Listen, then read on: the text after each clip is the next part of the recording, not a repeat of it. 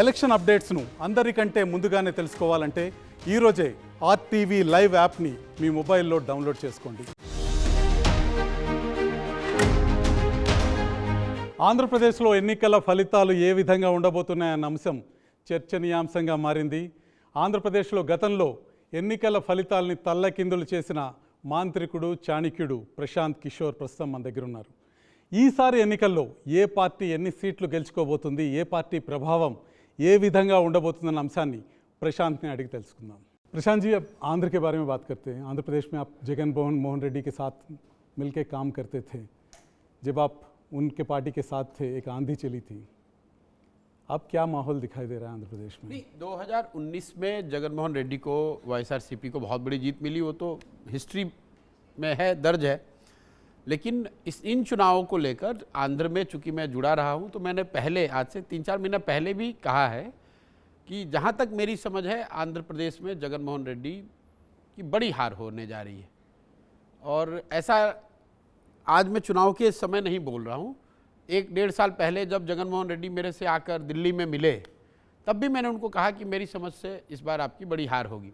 Obviously he will not agree. लेकिन media का कहना है, लोगों का कहना है कुछ चीज़ बिगड़े हैं आपके और जगन मोहन रेड्डी के बीच में. नहीं, वजह से हमारा जगन मोहन रेड्डी से क्या बिगड़ेगा? हमारी तो उनसे दोस्ती है, अच्छा संबंध शुरू से रहा है. जो लोग मुझे जानते हैं या आंध्रा की पॉलिटिक्स को फॉलो करते हैं, उनको मालूम है कि आंध्रा के रिजल्ट के बाद मैं कभी जीवन में आंध्रा में वापस आया ही नहीं हूँ. तो बनना बिगड़ना क्या है, मैं तो अपना काम बिहार में कर रहा हूँ. लेकिन जगन मोहन रेड्डी आज से 1-1.5 साल पहले इन चुनावों को लेकर मेरे से मिलने दिल्ली आए थे. मेरी मुलाकात, लंबी बात भी हुई थी. मेरा अपना नज़रिया ये था कि जिस तरह से सरकार चली है, उनके लिए बहुत बड़ी चुनौती होगा इस बार चुनाव जीतना. जगन मोहन रेड्डी अपनी उनकी जो समझ है उसके अनुसार उनको लगता था कि इस बार तो कोई लड़ाई है ही नहीं, जीत हार छोड़िए, हम तो 175 सीट जीत सकते हैं. तो मेरा अंतिम उनको यही था कि भाई अगर आप जीत ही रहे हैं और आपको लगता है कि आप 175 जीत जाएंगे तो बहुत अच्छा है, जाके चुनाव लड़. अच्छा, ये बता दीजिए जगन मोहन रेड्डी ने क्या गलती किया ताकि उतनी बड़े मेजॉरिटी से आप बता रहे कि हार के ओर बढ़ रहे हैं? मैं आपको बता रहा हूँ, गलती कोई एक नहीं करी है. जैसा आपने ठीक कहा कि इतनी बड़ी हार के, इतनी बड़ी जीत के बाद अगर आप 4 साल या 5 साल में हार के कगार पर खड़े हैं तो you must have done series of blunders. जो सबसे बड़ी बात जो जगन मोहन रेड्डी ने गलती करी है कि he has started treating himself like a provider. He is a self appointed provider of Andhra people. Democracy में people elect leaders, they don't elect their kings, they don't elect their providers. Some leaders, it's not only true for Jagan Mohan Reddy. कुछ नेताओं को ऐसा लगता है कि अब मैं बन गया यहाँ. आपका कहना यह है कि जगन मोहन रेड्डी को सत्ता का चस्का लग गया और अहंकारी हो गई? नहीं, अहंकार तो बात की बात है. ये समझना कि मैं राज्य के मुखिया के तौर पे मुझे मालूम है कि जनता को क्या चाहिए. जगन मोहन रेड्डी ने यह तय कर लिया कि उनकी समझ से आंध्र की जनता को कुछ नहीं चाहिए, सिर्फ डीबीटी चाहिए, सिर्फ कैश ट्रांसफ़र चाहिए. मैं कैश ट्रांसफ़र करता रहूँगा, सड़क बने ना बने, रोजगार मिले ना मिले, लोगों की आर्थिक स्थिति बिगड़ जाए, खराब हो जाए, लॉ एंड ऑर्डर खराब हो जाए, आंध्रा देश का ऐसा राज्य बन जाए जिसकी कोई राजधानी नहीं है, लोग मुख्यमंत्री से मिल नहीं सकते हैं, मुख्यमंत्री कभी पब्लिक में दिखते नहीं. इन बातों से मतलब नहीं. भाई मैं यहाँ राजा के कुर्सी पे बैठा हुआ हूँ. नहीं कि वेलफेयर बहुत, मैं आप आ रहा हूं उस पे, अहम चीज है. नहीं, welfare without in absence of aspiration has got no meaning. यही तो फर्क है लीडर में और प्रोवाइडर में. पुराने जमाने में जो लोग राजा होते थे वो भी तो अपने समाज का भला करते थे. उसमें और डेमोक्रेटिकली इलेक्टेड लीडर में फर्क क्या है? डेमोक्रेटिकली इलेक्टेड लीडर का काम यह है कि जिसको वेलफेयर की जरूरत है उसको वेलफेयर दिया जाए, जिसको पढ़ाई की ज़रूरत है उसको पढ़ाई दिया जाए, जिसको जॉब की ज़रूरत है उसको जॉब देने का प्रयास किया जाए. समाज के एस्पिरेशन और इमीडिएट नीड, सर्वाइवल और राइट, दोनों को बैलेंस करके चलना है. जगन मोहन रेड्डी ने बस वन वे स्ट्रीट बना लिया कि मैं पैसा हर महीने वेलफेयर के नाम पर लोगों को बांटता रहूँगा और लोग मुझे जीवन भर वोट देते रहेंगे, चाहे मुझे कर्ज लेके देना पड़े, चाहे मैं काम करूं न करूं, चाहे भ्रष्टाचार हो रहा हो. जब तक भाई तुम्हें तुम्हारा 5,000 रुपये मिल रहा है, मेरे से सवाल मत पूछो. This is the attitude of a provider, not of a leader. And that is why Jagan Mohan Reddy will be shocked on 4th of June when the results will come, because he will learn it very hard way कि ऐसा नहीं है।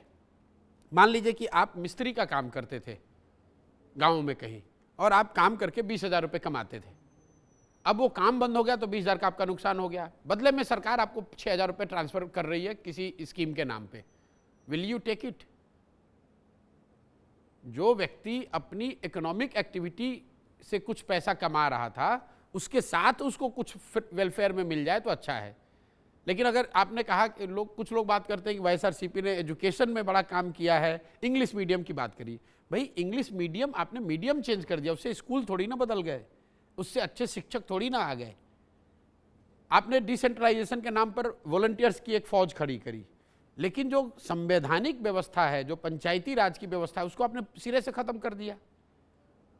ये volunteer वाला idea आपका नहीं है? नहीं, हम भाई सरकार में आप फिर मैं वही कहूँगा, आपने चुनाव जीतने के बाद इंक्लूडिंग शपथ, मैं तो शपथ ग्रहण समारोह में भी नहीं आता हूँ, मैं तो आया ही नहीं हूँ। उनकी अपनी सोच है। जैसे मैं जो कह रहा हूँ कि डिसेंट्रलाइज, जैसे एक एग्जाम्पल के तौर पे आप देख लीजिए, डिसेंट्रलाइज गवर्नेंस का, सत्ता और संसाधन के विकेंद्रीकरण का एक संवैधानिक फ्रेमवर्क है पंचायत। पंचायत में चुने हुए रिप्रेजेंटेटिव, उनके माध्यम से आप सत्ता और संसाधन का डिसेंट्रलाइजेशन कर सकते हैं। आपने डिसेंट्रलाइजेशन का एक नया मॉडल खड़ा कर दिया। 2 लाख लोगों को वॉलंटियर के तौर पर, बेसिकली अपने पार्टी कार्यकर्ताओं को आपने सरकार में शामिल करा दिया।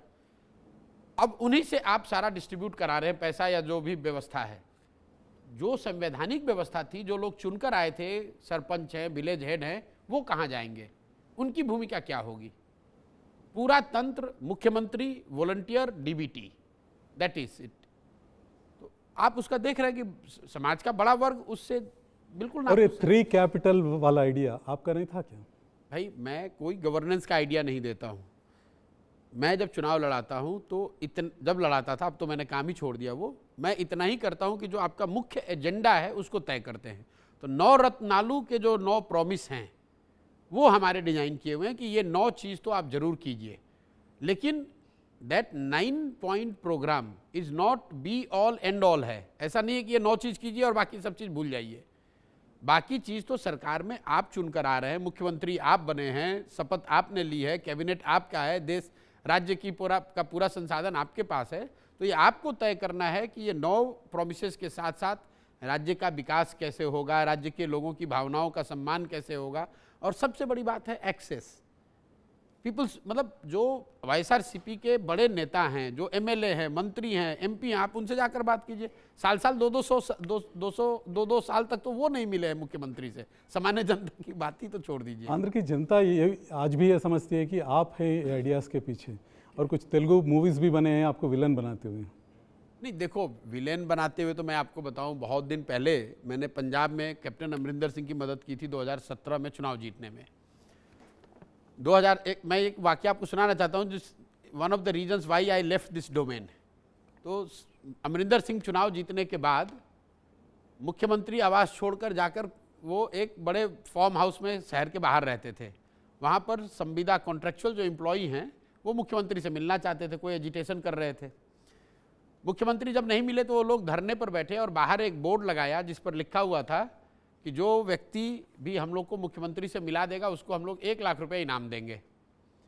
तो विपक्ष के एक नेता ने टिप्पणी करी, एक ट्वीट किया कि भाई जो आदमी इन संविदा कॉन्ट्रेक्चुअल एम्प्लॉय को मुख्यमंत्री से मिला देगा उसको 1 लाख रुपए मिलेगा, लेकिन जो आदमी प्रशांत किशोर को पकड़ के वापस पंजाब में लाएगा उसको 10 लाख रुपया मिलेगा। क्योंकि चुनाव से पहले यही आदमी था जो कि कह रहा था हर घर कैप्टन, कॉफ़ी विद कैप्टन, और जब आज चुनाव हो गया, सरकार बन गई तो कहीं नहीं कैप्टन। तो उस नज़रिए से आप मुझे दोष दे सकते हैं कि मैंने उनके चुनाव जीतने में उनकी मदद की है, लेकिन वोट तो जनता ने ही दिया है ना। तो अगर मैं दोषी हूं तो वोट देने वाले भी दोषी हैं। आज अब वो जो दोष है उसको जनता सुधार लेगी।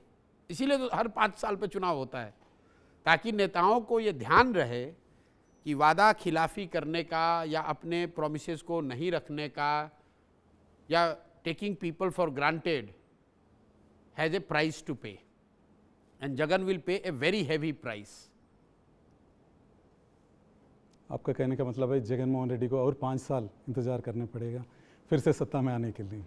अब 5 साल करना पड़ेगा कि 10 साल, ये तो मैं जानता नहीं हूँ, लेकिन इस बार वो चुनाव तो हार गए। लेकिन वाईसीपी नेताओं का कहना है कि आप तेलुगु देशम से जुड़े हुए हैं, तेलुगु देशम के लिए काम कर रहे हैं, तेलुगु देशम के पैसे भी ले रहे हैं, इसलिए तेलुगु देशम के लिए बात कर रहे हैं। वाईसीपी, मैं तो पूरे देश के लिए बात कर रहा हूँ।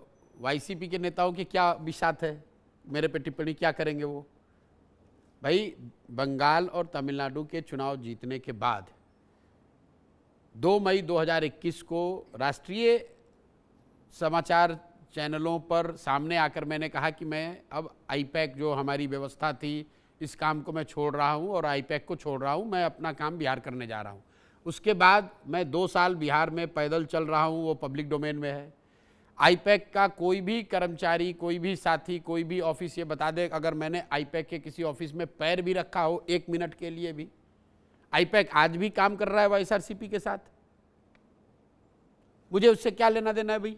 आज आप और चंद्रबाबू नायडू के बीच में कोई रिश्ता नहीं है, नहीं। तो चुनाव के समय में हैदराबाद में क्या कर रहे हैं? नहीं, मैं आपको बता रहा हूँ, चंद्रबाबू नायडू से मेरा रिश्ता जो है वो तो मैंने पब्लिकली आपको बताया कि बंगाल चुनाव जीतने के बाद हम लोग के कुछ कॉमन फ्रेंड्स ने आपस में मीटिंग कराई और मैंने उस समय उनको कहा कि भाई आप, मतलब जो 2019 में हुआ, मेरा कोई व्यक्तिगत आपसे झगड़ा नहीं है, वाईएसआरसीपी के साथ काम कर रहे थे, वो प्रोफेशनली जो काम करना था वो किया। इन चुनाव में मैं उनकी भी मदद नहीं कर रहा हूं और आपकी भी मदद नहीं करूंगा। बाकी रह गई बात, नेता जब मिलेंगे, अगर जगन मोहन रेड्डी भी आज आकर मिलेंगे मेरे से, तो बात तो लोग चुनाव और राजनीति की ही करेंगे। राहुल गांधी भी मिलेंगे तो वो भी बात करेंगे, यही बात करेंगे। चंद्रबाबू नायडू भी मिलेंगे तो वो भी चंद्रबाबू नायडू से जब बात करेंगे तो यही बात करेंगे, भाई चुनाव में क्या हो रहा है, राजनीति में क्या हो रहा है। लेकिन आप हैदराबाद में तो चंद्रबाबू नायडू चुनाव नहीं लड़ रहे हैं ना, चंद्रबाबू नायडू चुनाव लड़ रहे हैं आंध्र प्रदेश में। मुझे तो किसी ने आंध्र प्रदेश में नहीं देखा है, मैं तो आंध्र प्रदेश में नहीं गया हूँ। पिछली बार जब मैं वाईएसआरसीपी का अभियान यहाँ कर रहा था, उनकी मदद कर रहा था, तो पूरा आंध्र प्रदेश देख रहा था कि मैं क्या कर रहा हूँ सुबह से शाम तक। ठीक है, वो यहाँ के नेता हैं, अपना चुनाव लड़े, देखें। 4 जून को पता चल जाएगा कि किसकी सलाह किसने मानी और किसने नहीं मानी और उसका खामियाजा क्या किसको बिता रहा। और मुझे कोई उससे मतलब भी नहीं है। मैं तो आपने सवाल पूछा उस नज़रिए से बता रहा हूँ। मुझे इससे मतलब नहीं कि वाईएसआरसीपी जीते कि टीडीपी जीते। वाईएसआरसीपी चुनाव हार, आप जैसे पूरे देश के बारे में पूछ रहे हैं। अब शर्मिला फैक्टर के बारे में क्या सोच रहे हैं? वो कांग्रेस की अध्यक्ष बनी हैं, प्रदेश कांग्रेस के अध्यक्ष बनी हैं, और विजयम्मा जो वाईसीपी की पूर्वाध्यक्ष हैं, वो समर्थन कर रही है शर्मिला की, आज ही स्टेटमेंट दी। देखिए, उनका फैक्टर कहाँ तक रहेगा इलेक्शन में? शर्मिला जी का यहाँ चुनाव लड़ना, अपने भाई के लिए जो बातें वो कह रही हैं, ये दिखाता है कि how many people have felt let down by Jagan and his approach और his conduct in last 5 years। यही शर्मिला रेड्डी हैं जो 2019 में जगन मोहन रेड्डी वाईएसआरसीपी के लिए रात दिन मेहनत करके उनके लिए प्रचार किया था। अब जिनके अपने माँ, अपनी बहन उनके खिलाफ खड़े हैं, मैं और दूसरे लोग क्या उस पर टीका टिप्पणी करेंगे? इन बेवकूफ़ों की इसी सोच से तो आज इस दशा में पड़े हैं कि 151 से 51 पर आने वाले हैं। इनकी दशा 51 पे आ जाएंगे। मैं आपको बता दे रहा हूँ, इनकी दशा होगी पुनर्मुसिको भवः, जहाँ से 2019 में इनको शुरू किया था वहीं पे आ जाएंगे। अब श्राप दे रहे हैं जगन को? बिल्कुल आप नहीं, ये मेरा असेसमेंट है। ये इस तरह के बयान देने वाले लोग, अगर 2019 में हम लोग कभी आगे बढ़कर कुछ बोलते नहीं हैं। मैंने हमेशा सामने से कहा है भाई कि हम लोग चुनाव कोई नहीं जिताते, चुनाव तो पार्टी जीतती है, नेता जीतते हैं, उनका प्रयास जीतता है। लेकिन 2019 में जिसने मदद करके आपको वहाँ पहुँचाया या आपके पहुँचाने में मदद की, कंधा लगाया, आप उसको गाली दे रहे हो, तो ये आपका कैरेक्टर दिखाता है। 5 बरस किसी की मदद से अगर कहीं पहुँच गए हैं तो एटलीस्ट बी ग्रेटफुल। गीता में एक बात कही गई है, there is no greater sin than being ungrateful. कृतज्ञता से बढ़कर कोई बड़ा अपराध है नहीं। और अगर आप अनग्रेटफुल हैं, not only towards Prashant Kishor, towards your own family, towards your sister, towards your mother, towards your voters, towards your supporters, you will pay the price and you will see YSRCP is going to pay the price। आप दोनों manifesto देखे होंगे, YSRCP का और TDP का? नहीं देखा है। मैं आपको ईमानदारी से बता रहा हूँ, मैंने मैनिफेस्टो ना उनका देखा है ना मैंने इनका। मुझे वेलफेयर किस तरह का भूमिका निभाने वाले हैं चुनाव में? देखिए वेलफेयर कंट्री लेवल पे मैं आपको बता रहा हूँ, विशुद्ध वेलफेयर के नाम पर आप चुनाव नहीं जीत सकते हैं। India is a welfare state, it is not being defined first time by a government in Andhra. Every state leader, every state government does the what they think is welfare. Modi ji 80 crore लोगों को अनाज खिला रहे हैं, मुफ्त का अनाज सो कॉल्ड दे रहे हैं, वो भी तो वेलफेयर है। दुनिया के इतिहास में शायद बहुत बड़ा वेलफेयर प्रोग्राम है। इसका मतलब है कि मोदी जी का विरोध नहीं होगा? इसका मतलब लोग मोदी जी के विरोध में वोट नहीं दे रहे हैं जिनको अनाज मिल रहा है? ये क्या लॉजिक हुआ भाई? वेलफेयर आप कोई अपने घर का पैसा थोड़ी ना दे रहे हैं। As a state you are the custodian of all the resources. As a state head people elect you to make use of that resource to create best opportunity, best future for the people, including taking care of immediate needs through the welfare means. It's not one versus other. और आंध्र में जो एक vote के लिए 3,000 से लेकर 12,000 रुपए तक दिया जा रहा है, उसका इफेक्ट, उसका इम्पैक्ट। देखिए मैंने ये बात किसी दूसरे एक टाउन हॉल में चेन्नई में कहा था कि सदर्न स्टेट्स में बहुत सारी अच्छी बातें हो रही हैं कंपेयर टू नॉर्दर्न स्टेट जहाँ से हम लोग आते हैं, बिहार में, यूपी में, मध्य प्रदेश, राजस्थान के मुकाबले आज आंध्र में, तेलंगाना में, तमिलनाडु में, कर्नाटक में शायद विकास बेहतर दिख रहा है। लेकिन एक चीज़ जो यहाँ बहुत खराबी है वो है ये वोट में पैसे का चलन। लोग यहाँ पर चाहे जितने समझदार हों, लेकिन एक ये जो पैटर्न बन गया है राजनीतिक दलों या नेताओं के द्वारा पैसा देना, हालांकि मैं मानता हूं कि पैसे से लोग वोट बेच नहीं रहे हैं, क्योंकि दोनों ही दल पैसा दे रहा है, फिर भी वोट तो एक ही किसी को ज़्यादा मिल रहा है, तो पैसे का उतना असर नहीं है। लेकिन it is one of the I would say major problems in the southern states. ये परेशानी इतनी ज़्यादा नॉर्दर्न स्टेट्स में नहीं है। दूसरी परेशानी वहाँ ज़्यादा हो सकती है, लेकिन ये जो पॉलिटिकल करप्शन, खासकर वोटर को चुनाव से पहले पैसा देने की जो बात है, ये नॉर्दर्न स्टेट्स में इतना नहीं है। सदर्न स्टेट्स में ये ज़्यादा, खासकर तमिलनाडु, कर्नाटक और आंध्र प्रदेश, तेलंगाना में हम लोग देख रहे हैं। प्रशांत जी, आंध्र के बारे में जो आपका एनालिसिस है उससे ये लगता है मुझे चंद्रबाबू के ऊपर पॉजिटिव वोट से ज़्यादा जगन के ऊपर जो नेगेटिविटी है वो चंद्रबाबू को मदद करने वाली। आप ये कह सकते हैं कि मतलब जनता चंद्रबाबू नायडू को जिता रही है, वापस ला रही है, उससे ज़्यादा जनता जगन मोहन रेड्डी को सत्ता से हटा रही है, और या हटाने के लिए उनको vote. Basically negative vote you talking about. ठीक, it's very difficult to quantify कि कितना नेगेटिव है कितना पॉजिटिव है, लेकिन broadly speaking it is more, in my assessment the vote is going to be against Jagan than for anybody. Thank you very much Prashant ji, आप studio आने के लिए, थैंक यू, राय बताने के लिए धन्यवाद। మరిన్ని వీడియోస్ కోసం ఛానల్ ని సబ్స్క్రైబ్ చేయండి, లేటెస్ట్ అప్డేట్స్ కోసం వాట్సాప్ ఛానల్ ని ఫాలో చేయండి, అండ్ లింక్ డిస్క్రిప్షన్ లో ఉంది.